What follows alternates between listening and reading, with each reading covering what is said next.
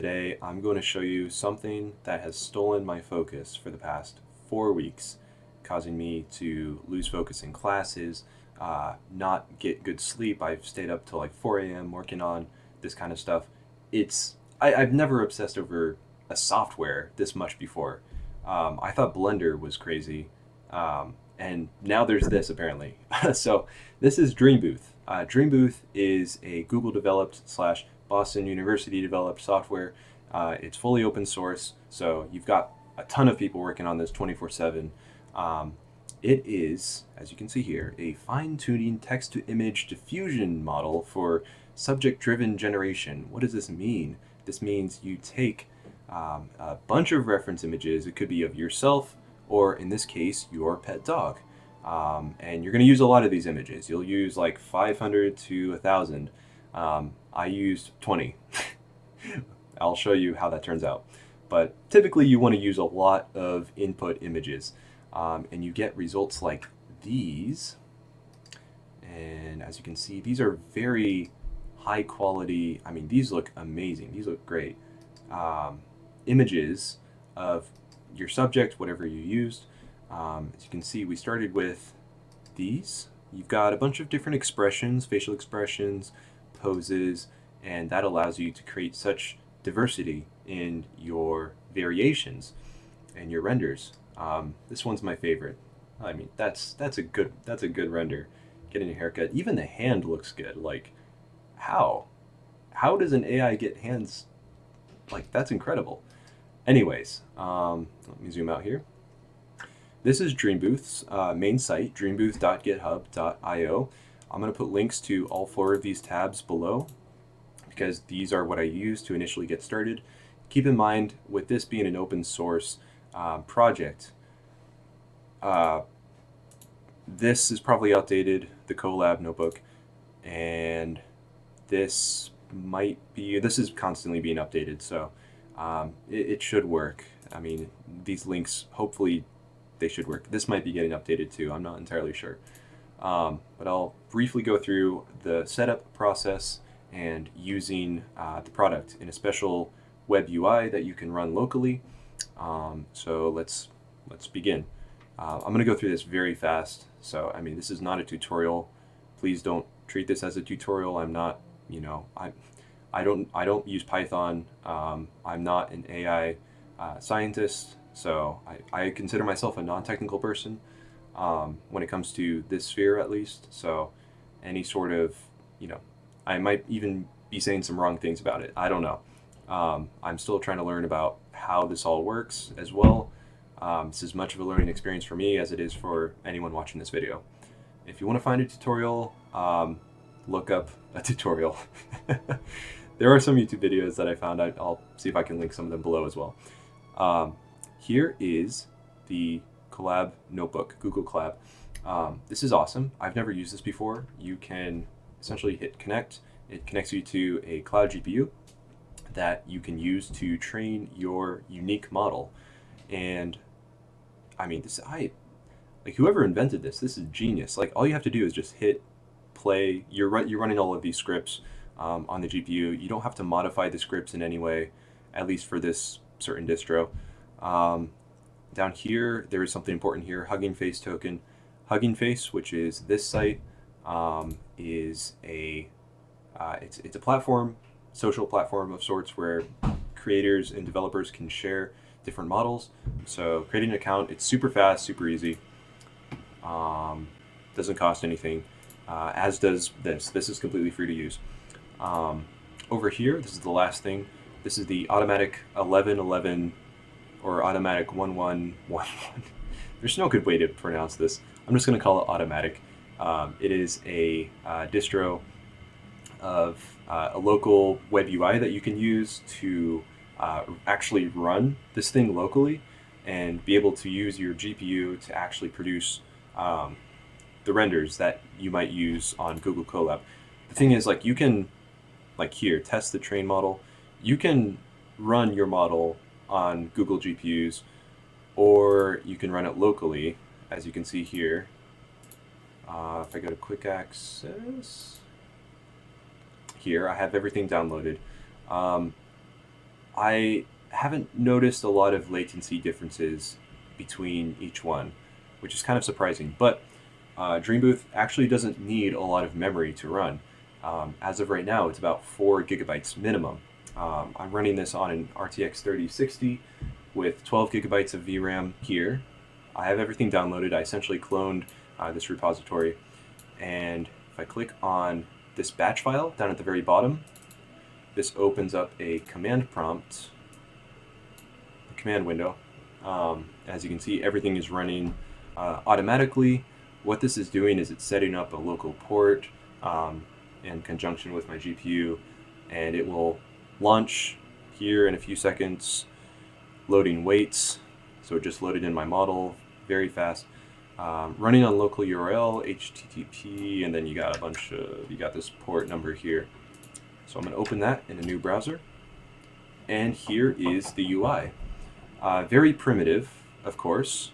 That is to be expected with something that's open source and something that's in very rapid development. So now I'm going to show you why this is such an incredible tool.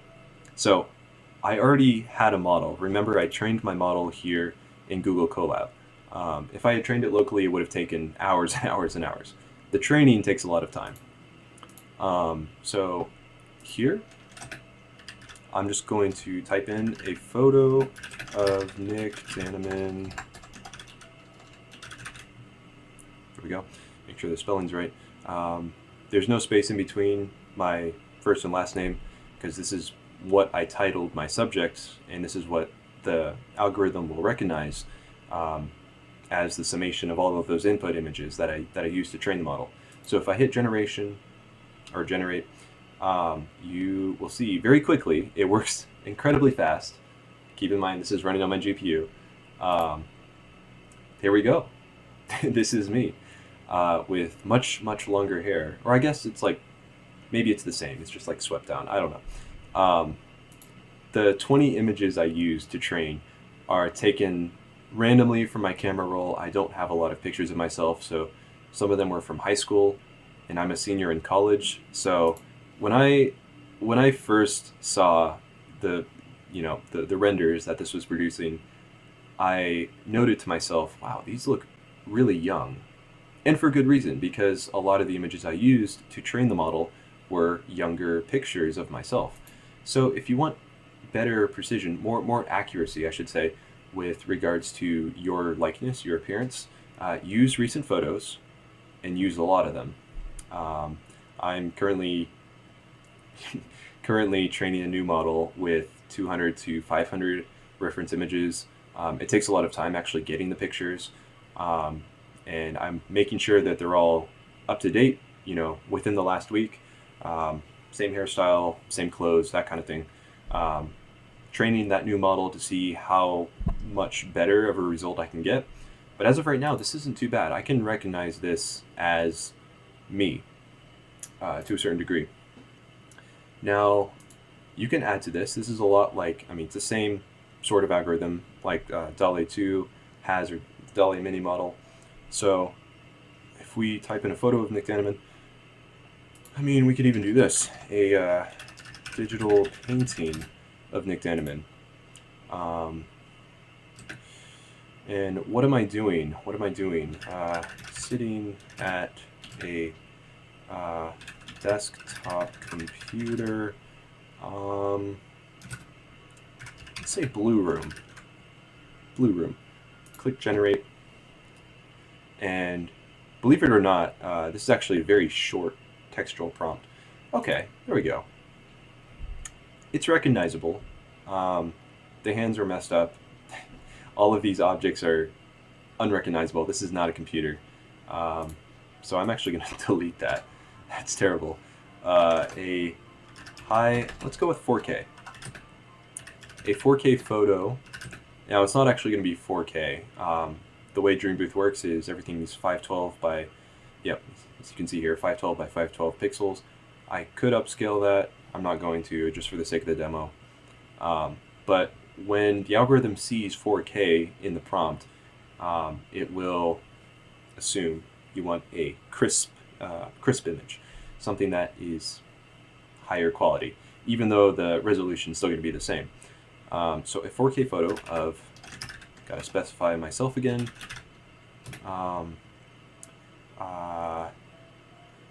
walking down a busy street. Go ahead and click generate. This should give me something I can work with for the rest of the demo. Okay. I don't like that one. We're gonna regenerate. Oh, okay. Yeah, this is good. This is a good one. We're gonna, yeah. All right, we're gonna stick with this one. So this is me walking down a street in a city that is unrecognizable. I have no clue where this is. Even the people are unrecognizable and blurred out. One thing that's funny is I've noticed this with a lot of 4K prompts, is the depth of field, depth of focus that you get with cameras, like high quality cameras, is present in all of these renders. You'll see I am the only one in focus. Everything else is blurred out, according to that aperture, right, that you would set on a camera lens. And I only noticed this when you put 4K in, because the algorithm seems to think that a high quality photo means you have a really low aperture, I suppose.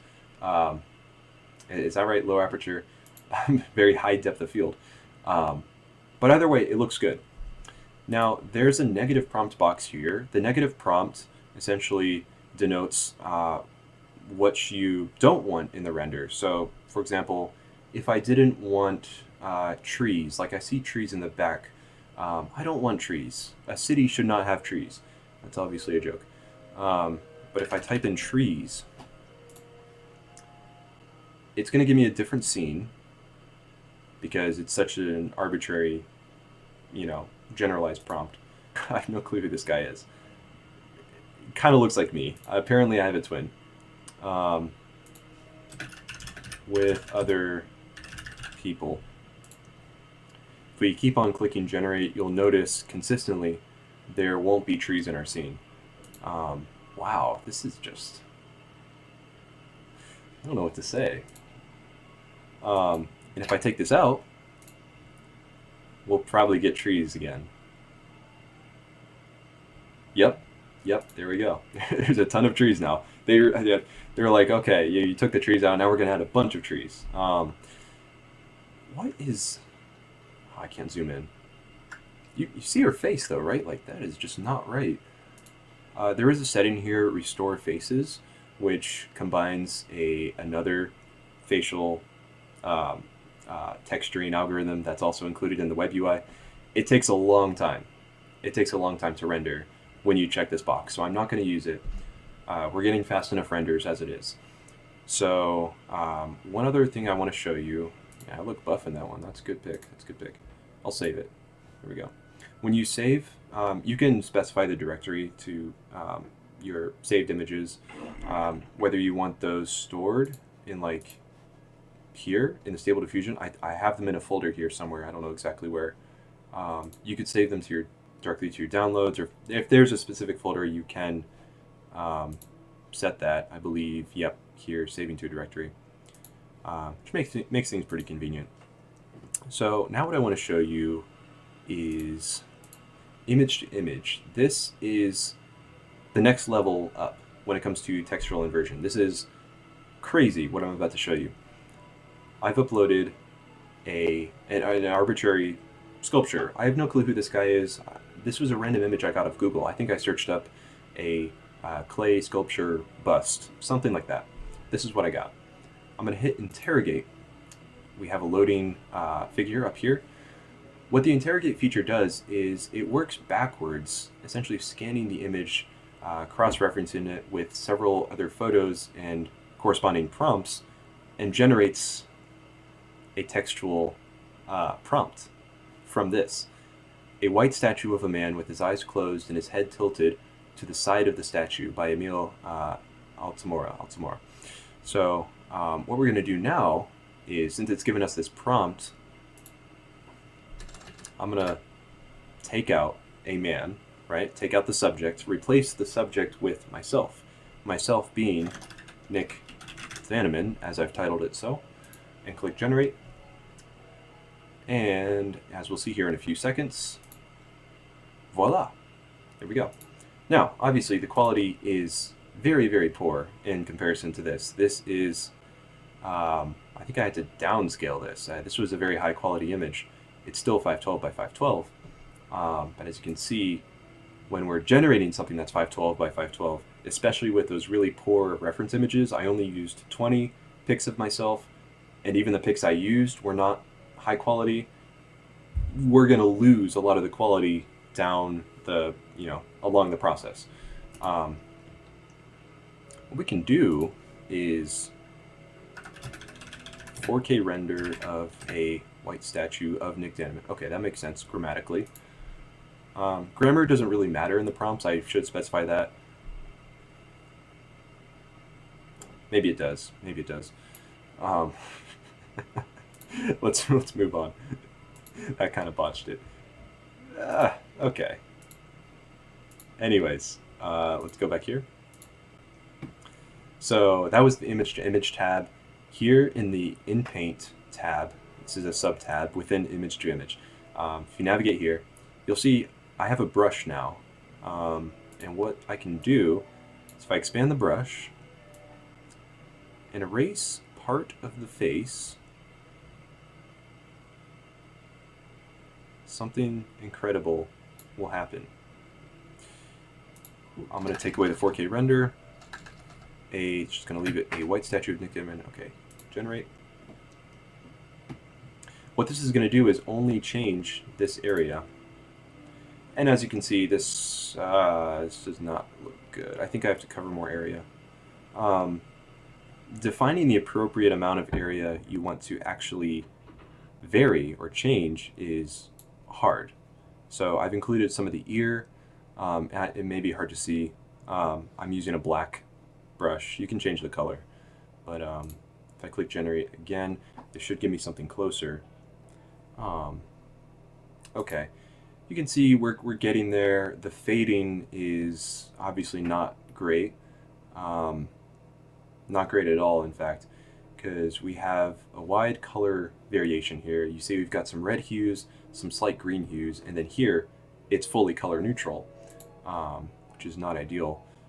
What I can do is,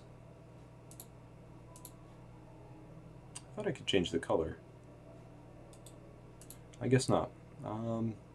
But yeah, I mean, this is proof of concept. Of course, I'm using very poor reference images, and I'm going to keep repeating that. That's why it doesn't look exactly, it doesn't look great. I'll say that. None of these renders are great, but they do show a very basic proof of concept when it comes to this. So what I'm going to do is upload. This is another one I've been practicing with. It's the Napoleon Dynamite high school photo that everyone knows and loves. I'm going to interrogate this and give it a few seconds. Okay, maybe, I don't know why it's interrogate.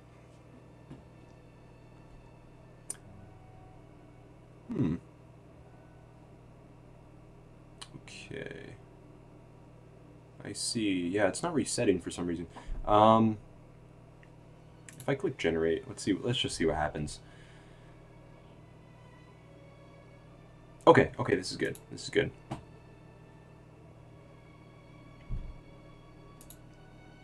Let's go back here. Oh, that's why. That's why. It was still in my image. There we go. Now if we, okay, that was a stupid mistake of me. There we go. So I reverse interrogated this image. We get a man with glasses and a tie who's making a face for the camera while wearing a white shirt and tie. Tie is in there twice. That's funny. The textual prompt mentions tie twice, and as you can see, there is no tie in here. Just assumes there is because he's wearing a collared shirt. But now if we take this out, a photo of Nick Danneman with glasses, etc., etc. Hit generate. You'll see our subject will be replaced with some generated version of me. Oh boy, okay. That is awesome. And what I can do if I want, you know, better precision, if I want to retain some of those former features, I can use the brush instead. I'll just lightly go over his face like so and click generate. I'm not using the negative prompt because I'm not looking for a high level of precision here. I'm simply showing proof of concept. This is, it's not ideal. It's not ideal. But you see what's happening here. Everything else is kept the same, and only the area that I've specified is being redrawn. If I go a little bit outside of the bounds here, you know, kind of expand a little bit,